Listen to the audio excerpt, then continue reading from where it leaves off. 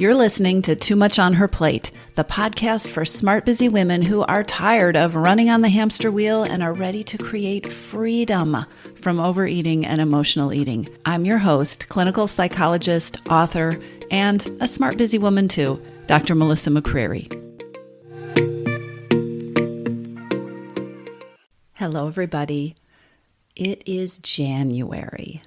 At least it's January if you're listening to this episode when it is first released. And January is that time of year when we tend to think about what it is we want to do in the year ahead and how we're going to do it.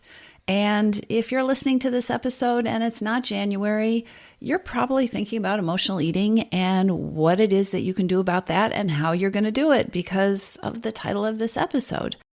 Today, I'm going to talk about what is really possible with emotional eating. Can you really make it disappear? Can you disappear emotional eating? Can you be done with it? Can you leave it behind? Or is it something that you always have to struggle with, that you always have to keep an eye on, that you're always going to have to devote a lot of energy working pretty hard to stay in control of so that you can achieve the goals that you have with food and with your eating and with your health and with your well-being. This question of what is possible is something that I hear a lot from women who are attracted to my programs, who want to work with me. Is it really possible? And it is a question that comes up when you start to think, whether it's consciously or not, when you start to think about what you quote unquote need to do to create the changes in eating and overeating and emotional eating that you want to see in your life. What do I need to do? What am I going to have to do? That is the soundtrack that tends to run through our brains when we start to think about making changes with food. Let me back up a minute and let me be really clear that emotional eating all by itself is not a problem. Everybody, or just about everybody, does some emotional eating at times. Almost everybody uses food for more than fuel, right? I mean, food is delicious. Food is a sensory pleasure. Food is something to be enjoyed. Food is a part of our celebrations. There's nothing inherently wrong with using food or enjoying food or turning to food for reasons that aren't really about being hungry. Emotional eating becomes a problem when it's a problem for you. Emotional eating becomes a problem when it feels like it's controlling you, or when it feels like you don't know what else to do, or when you don't like the impact that the eating is having in your life. But there's nothing wrong with emotional eating. You get to decide if emotional eating is a problem and if it is something that you want to change. You get to decide always whether your relationship with food is working for you. So when I'm talking about can you disappear emotional eating, can you end it, can you be done with it, I'm not talking about having this antiseptic relationship with food where it's just fuel and hunger and you don't enjoy it at all, or you don't relate to food in ways that aren't about fueling yourself. I'm talking about the emotional eating that is a problem for you, and whether or not you can get rid of it, whether or not you can leave it behind. And the answer is absolutely yes, you can. That's what we're going to talk about in this episode. Interestingly enough, we have to start by talking about what it really means to leave emotional eating behind, to leave struggles with food behind. Because deprivation thinking, diet mentality, and diet culture have probably screwed up your thinking about this.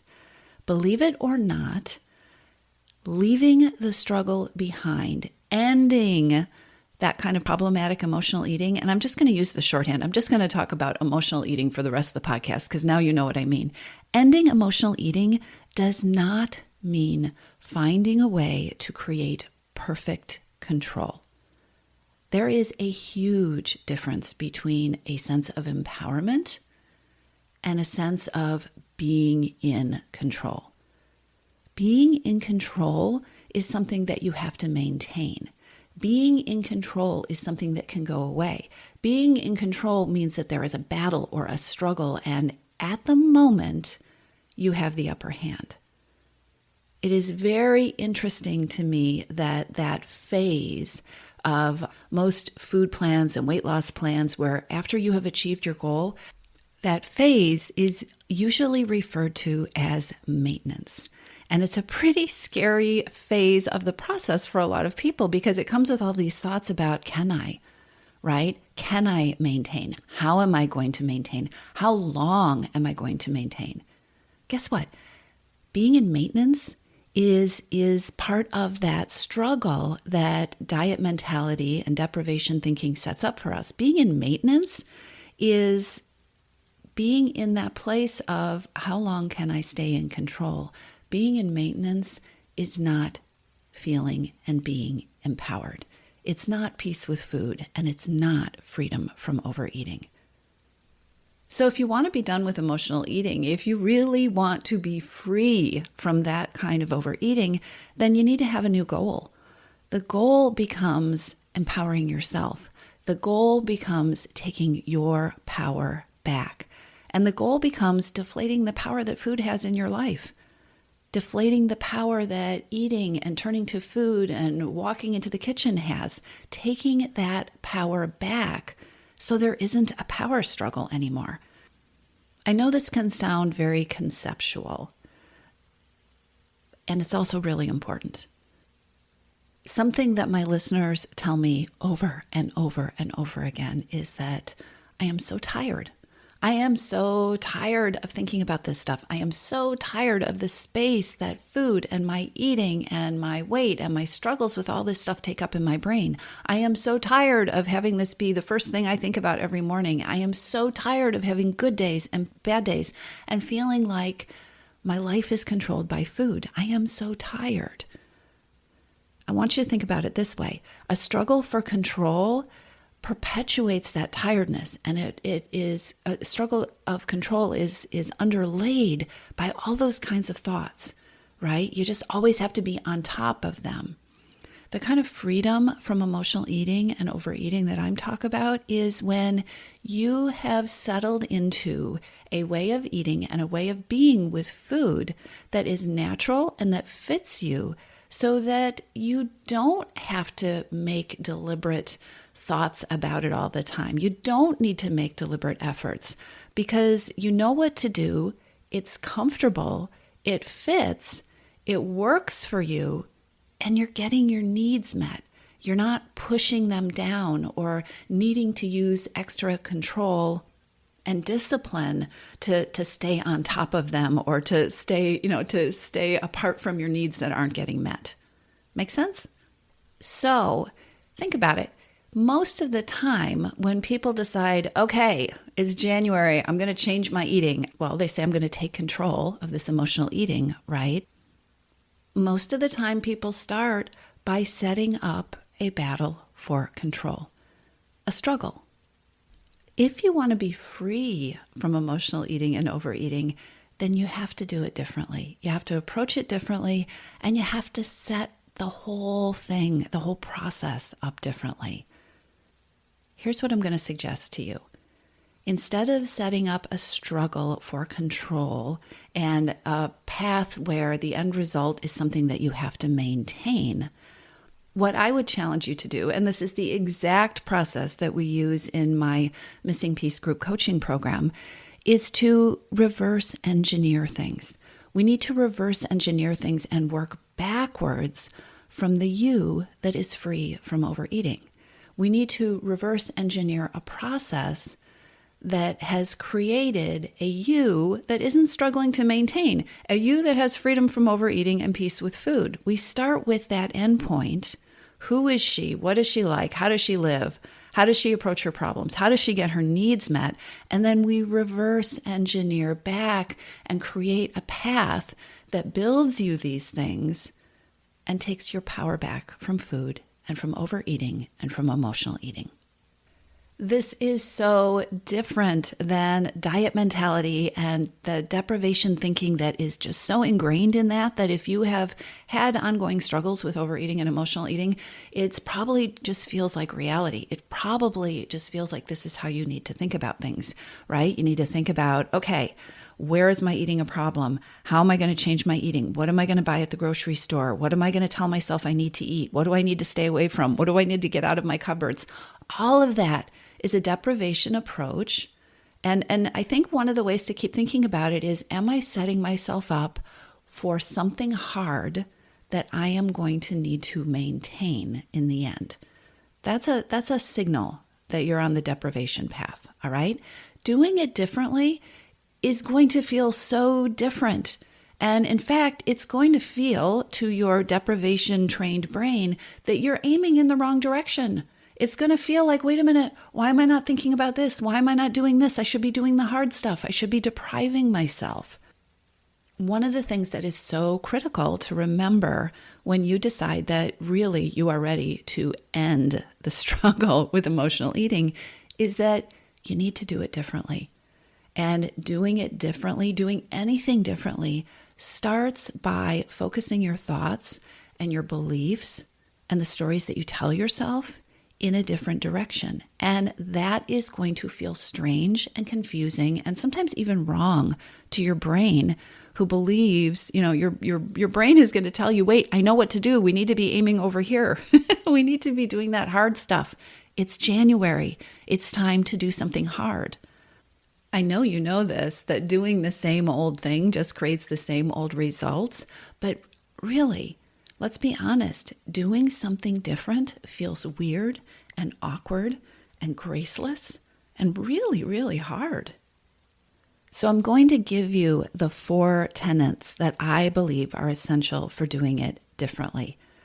Because the first step in all of this is starting to see that it's possible to change your focus, beginning to see that there are other ways to think about this stuff, and that even if you're not exactly sure what that would look like, you can think about this differently, create actions that approach it differently.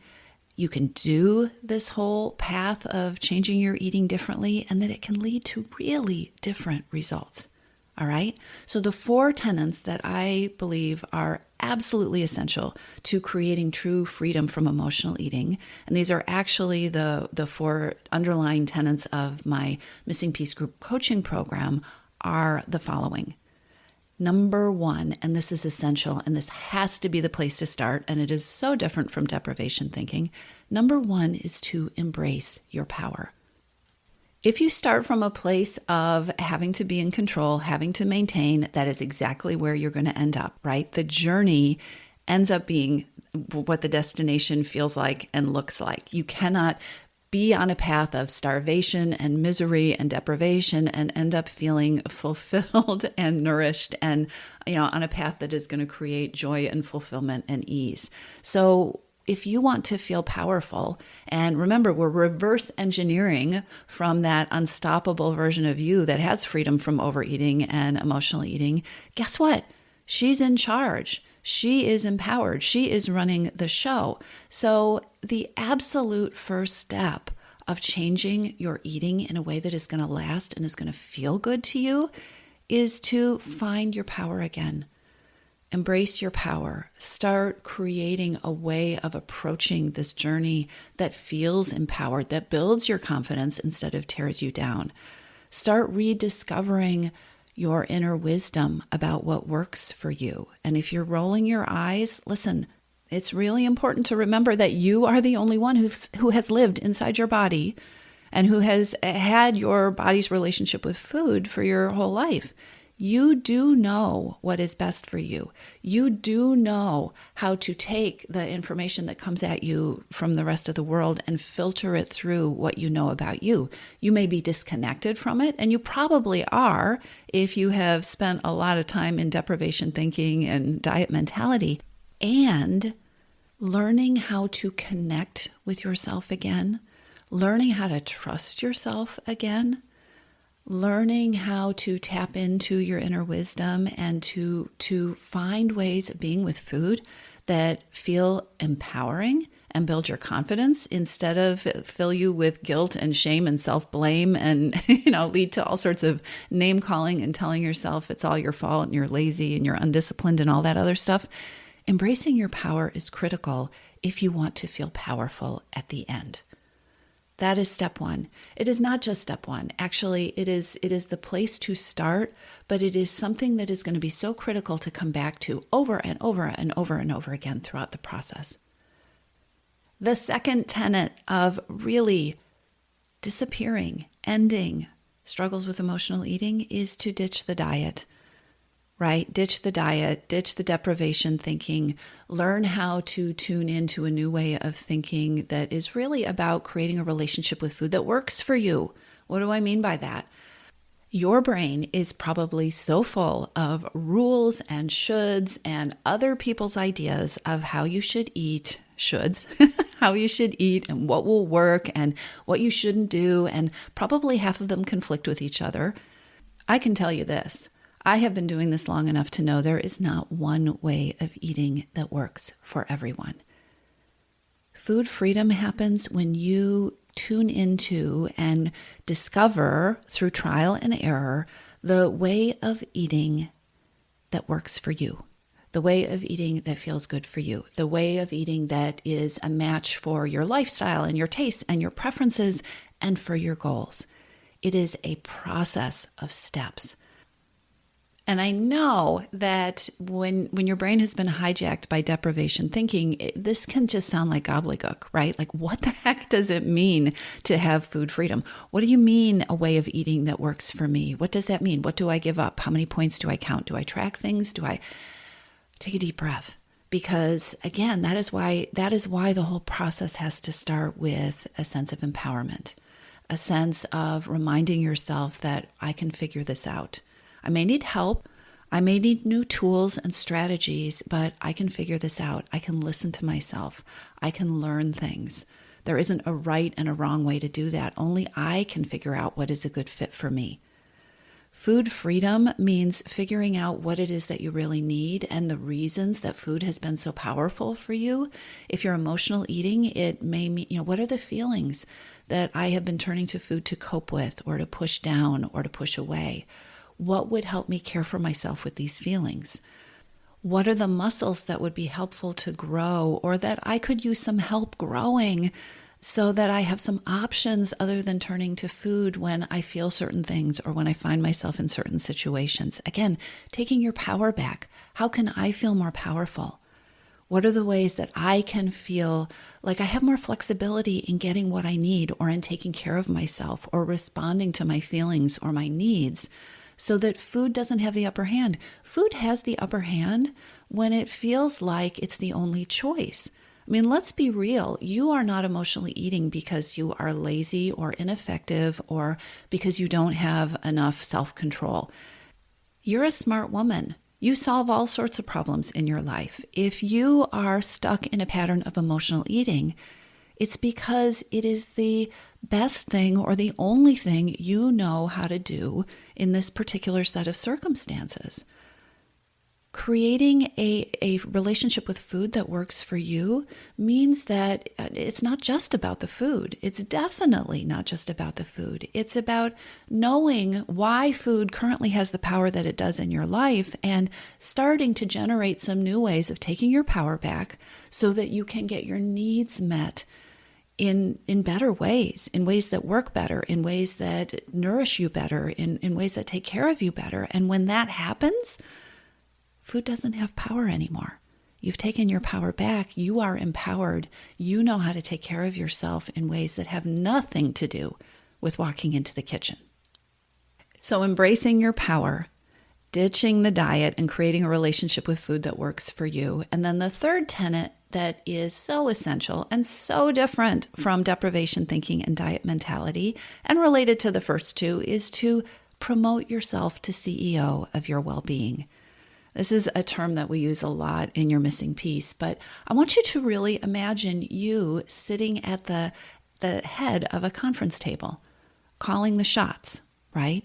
You making the decisions, you deciding if something feels right or not. Remember, in order not to create a plan that requires maintaining control in a struggle, we're reverse engineering. We're starting by envisioning you free from emotional eating and overeating. Someone who has her needs met, someone who feels nourished, someone who feels taken care of in such ways that food just doesn't call to her. She doesn't feel compelled to wander into the kitchen or over to the vending machine, right? Because she has what she needs. And the kind of overeating that is a struggle for you now isn't necessary anymore.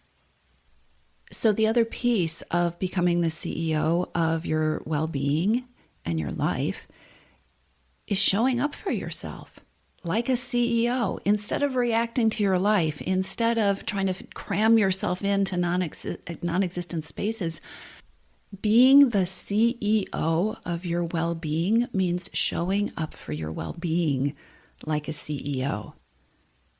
And that means figuring out the self-care piece. It means tough questions like, okay, how do I get my needs met without turning to food?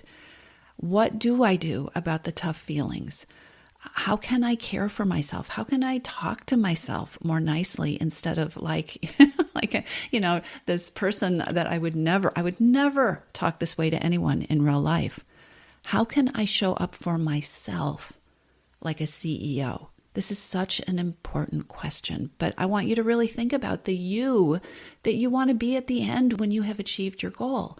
We create the you that you are at the end of achieving your goal by learning how to be that you all throughout the process. Again, I know this might sound like a lot. There are a number of steps involved in this. It is the entire framework, that people work through in my group coaching program. What I want you to take away from this episode isn't this, this feeling of, oh my gosh, I have to figure all these things out. No. That's deprivation thinking. What we're doing now is creating a framework that you can use to start to move your thoughts in a different direction, to start to move your thoughts and your beliefs. And by moving your thoughts and your beliefs in a different direction, you can start to shape different actions so that you can start to create your own path for really breaking free of these habits with food that aren't serving you. When you really get it, and that doesn't mean just listening and nodding your head, but it means practicing the thoughts and thinking about this whole topic in a new way. When you really get it, that the destination is shaped by the flavor of the journey that you take, and when you really start aiming for a destination that feels peaceful and expansive and free from these struggles, when you really spend the time, and that's one of the first things we do in the Missing Piece program, is spend the time really getting clear on who is that you? Who is that empowered you who is free from the struggles? What do you know about her? How does she show up? How does she deal with problems? What does she need that you don't have? What kind of support does she have? When you can really embrace this way of thinking, it almost naturally leads you to the fourth tenet that you absolutely need to have to make emotional eating struggles disappear. And that's what I call forever freedom. That is that path that you are on that not only takes you to whatever the goal is that you have, where you say, oh my gosh, I did it, right? But it's a path that then you feel great about staying on. It's a path that doesn't feel like maintenance. It's just the way you are with food. And getting on that path of forever freedom means taking a look at all the reasons that the things that you've tried in the past haven't worked.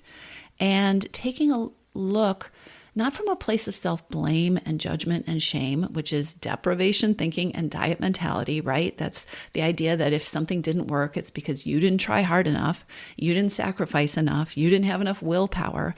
Putting that all to the side and being honest with yourself, knowing what you do about yourself and your life, and asking, okay, what do I know about why these things didn't work? And what does that tell me about what it is that I really need? How can I use what didn't work, to build a better path forward for me? So here's what we've covered. Emotional eating can end. Struggles with emotional eating can go away.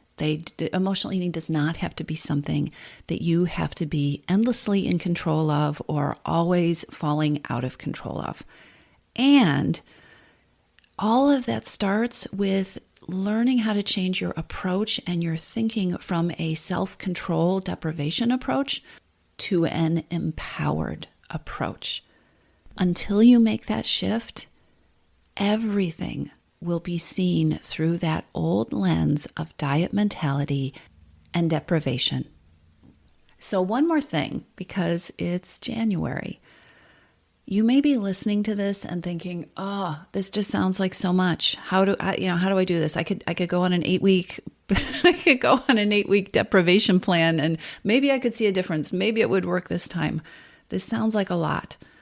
Imagine what you could accomplish, what could be different next year at this time if you focused on doing these new things and thinking these new thoughts and aiming in this new direction. If you focused on doing things differently for a year, small steps, imperfectly, trying new things, learning new thoughts, practicing new practices, what could be different a year from now? Here's the thing, we so drastically underestimate what can happen in a year. I mean, look back through your calendar. Look at the last 12 months and all the things that have transpired in the last year. I'm not even talking about your own accomplishments. We didn't have a vaccine a year ago, right? Think about the things that happened in January and February and March and April that now seem so far away. Where could you be next year at this time if you committed to doing things differently, to aiming your thoughts in a different direction? And if that just sounds like something you're not able to grasp, I want to ask you the opposite. You've been around this cycle a couple of times. Where will you be a year from now if you keep doing it the same way? It's not going to be perfect. Remember what I said about how clumsy and graceless it can feel to try to think new thoughts and try to practice moving in a different direction. It's going to be messy. And it will lead you to a different destination than the one you've been consistently ending up at. So take a deep breath and go easy on yourself and spend some time today beginning to picture that you're going to reverse engineer from, that you who is free from overeating. What do you know about her? How does she feel taken care of? What does she need? What does she believe? What do you know about her? And you don't have to work on this stuff alone. There is a group of like-minded women. We meet on coaching calls 3 times a month and use all sorts of tools to embrace our power, ditch the diet, promote ourselves to CEO of our well-being, and create freedom that is forever. Yes, emotional eating struggles really can disappear. I'll talk to you soon. If you're ready to lose your overeating and emotional eating habits, and you are ready to step into a relationship with food that fits you, one that doesn't rely on willpower and deprivation, then now is the time to join your missing piece. Enrollment is open, and this is the perfect time to join me. Go to toomuchonherplate.com/freedom, or just click on the link in the show notes. Your Missing Piece is the program where I show you step-by-step how to create freedom from overeating with a unique combination of psychologist-designed, personalized work with me, coaching, and smart strategy. You'll learn how to reclaim your power, ditch the diets, and create results that are built to last. Check it all out at toomuchonherplate.com/freedom, and I'll see you inside.